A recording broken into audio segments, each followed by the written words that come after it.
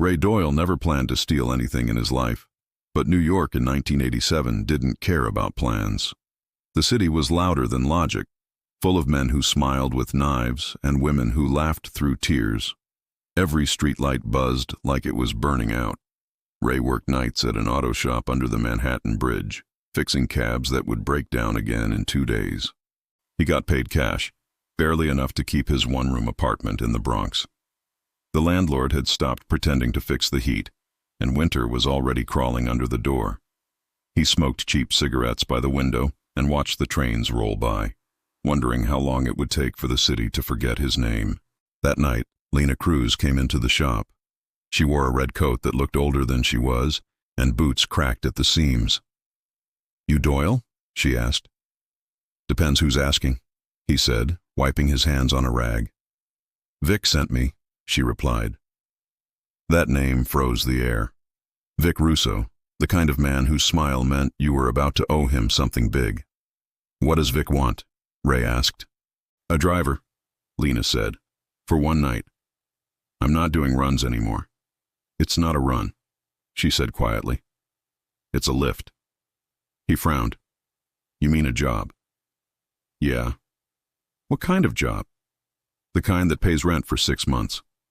He studied her face. She didn't flinch. He'd seen that look before. Hunger, fear, defiance, all mixed together. She wasn't built for this life, but desperation had a way of molding people fast. "What's in it for you?" he asked. "Debt," she said. "Vic's been holding my brothers.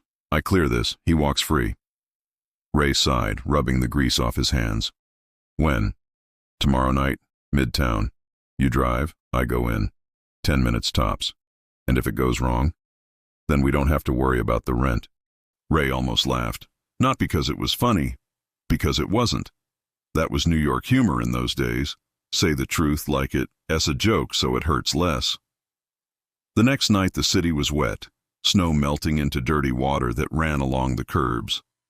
Ray pulled up in a stolen Buick, one of Vic's, engine humming smooth, plates swapped.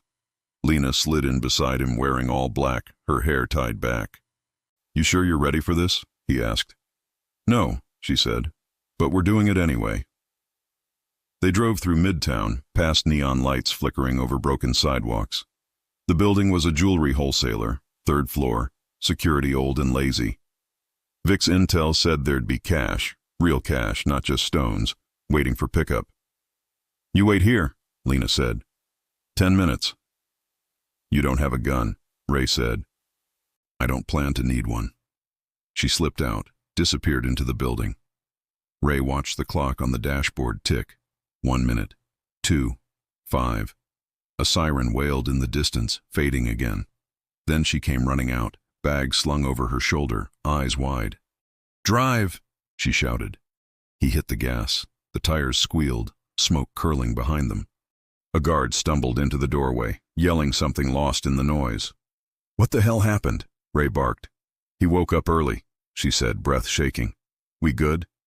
"We're breathing," she said. "That's something." They didn't speak again until they reached the river. Ray pulled under an old pier where the city drowned its secrets. He killed the lights. "Let me see it," he said. She opened the bag. Bundles of cash, 10s, 20s, 50s, all rubber-banded tight, still smelling like bank vaults. "Jesus," Ray whispered. "This is more than rent." "It's enough to disappear," she said. "Vic doesn't need to know how much there was." "You want to cross Russo? You want to go back to that apartment?" He stared at her. She wasn't scared anymore. She was alive in a way he hadn't seen since he was 20. The kind of alive that comes only after you've done something you can't undo. "We keep half," he said finally. "Vic gets his share. We vanish with the rest." "You really think that'll work?" "No," he said, "but we'll die trying." They split the money fast, stuffing half into a duffel. Ray dropped Lena off near a diner off Canal Street. "Lay low," he told her. "I'll deal with Vic tomorrow." "Ray," she said, leaning on the door, "if you don't make it, don't finish that sentence." She nodded, eyes soft but steady. "See you tomorrow." He drove off, heart pounding like a bad engine. At dawn, he walked into Vic's pool hall, smoke hanging thick over the tables. Vic sat in the corner, suit pressed, smile cold. "You got my cut?" Vic asked. Ray set the bag down. "All there." Vic nodded to one of his men. The guy opened it, checked the stacks, and frowned. "This looks light," he said. Ray felt his stomach twist. "That's what she brought out." "She?" Vic asked. "Lena Cruz. You sent her." Vic laughed, a low, slow sound that didn't reach his eyes. "Kid, I didn't send anybody.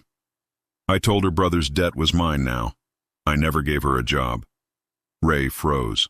"Then whose money is this?" Vic leaned back, lighting a cigarette. "Whoever you robbed last night, they're not going to stop looking. You and that girl just stole from someone who's worse than me."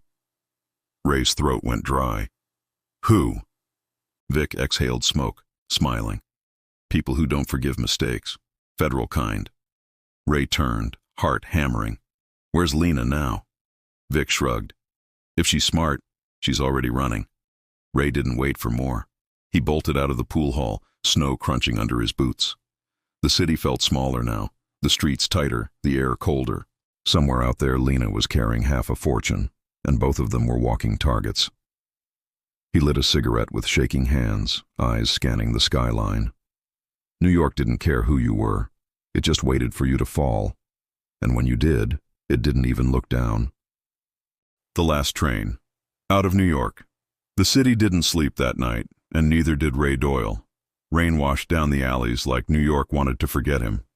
His hands still smelled of gasoline and fear. Every sound outside his window felt like someone knocking to collect. One cigarette left. By the time it burned out, he decided to find Lena before someone else did. He drove the Buick through gray dawn, past shuttered delis and steam grates hissing like they whispered secrets. The diner off Canal was empty except for the cook. "You seen a girl? Black hair, red coat?" "Not since last night," the man said. "She mentioned Penn Station." Penn Station at dawn was a blur of tired faces. Ray spotted her near the lockers, clutching a duffel. "You found me," she said. "You're lucky I did. Vic says we hit the wrong people." "Feds. Worse, feds working for someone. They'll come for us. They already are." Two men in suits entered the station, eyes scanning. "Move," Ray said. They bolted through a side exit, boots splashing. The crowd swallowed the chase. In an alley, breath steaming in the cold, she said, "We can't keep running." "Don't have a choice." "Yes, we do," she snapped. "We give it back." "You think they'll just walk away?" "Maybe, or maybe they'll kill us quick instead of slow." He wanted to argue, but something in her voice cracked through the noise. "All right," he said, "but on our terms." That night, they hid in an old warehouse by the river. Ray cleaned his pistol. Lena counted the cash. "You ever think we could have met somewhere else?" she asked. "You don't meet people here," he said. "You collide with them." The next morning, he called an old contact. "Frankie, it's Doyle." "Jesus, you're a ghost. I need someone in federal investigations. Discreet." "You in trouble?" "When am I not?" "Where?" "Pier 19, midnight." Midnight came slow. The pier was quiet except for the hum of the river. Ray stood with the duffel in one hand, pistol behind his back. Lena beside him. A car pulled up. Two men got out. One was Frankie, the other a Fed in a trench coat. "You Doyle?" "That's what my bad luck says." "You got something that belongs to us." "Yeah," Ray said, "but I got conditions." "You don't make conditions, son." "I just did. You get your money, we walk clean." "You think this is a negotiation?" "It's whatever you want it to be," Ray said, raising the bag. "But if I go down, this money goes in the river." "You got nerve." "No, just nothing left to lose."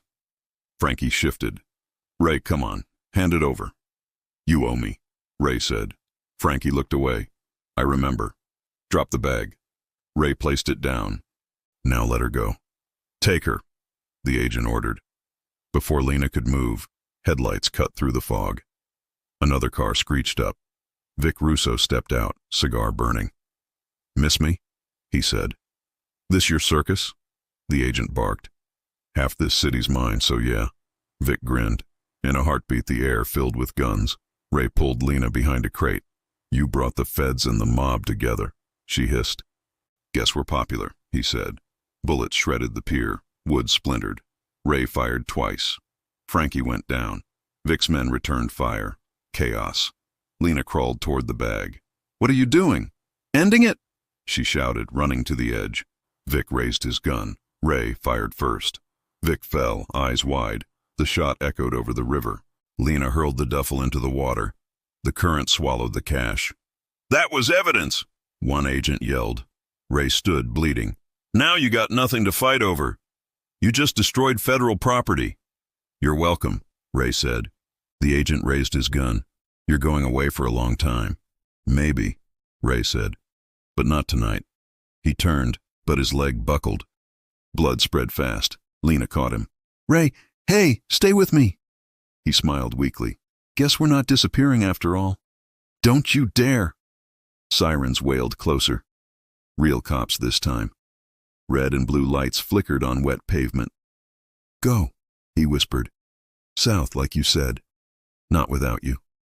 "Lena, please." She shook her head. "I'm not leaving." The sirens screamed. Ray closed his eyes. "Guess the city got us after all." She pressed her forehead to his. "Then it can have me too." When the cops stormed the pier, they found Vic dead, agents wounded, and two figures by the water. One still, one holding him tight. The report called it a botched sting. The newspapers said unknown suspects. But the river knew the truth. It carried their secret out to sea, like it had done for 1,000 others. Somewhere beneath that black water, a bag of money slept beside the ghosts of every desperate soul who thought they could beat New York.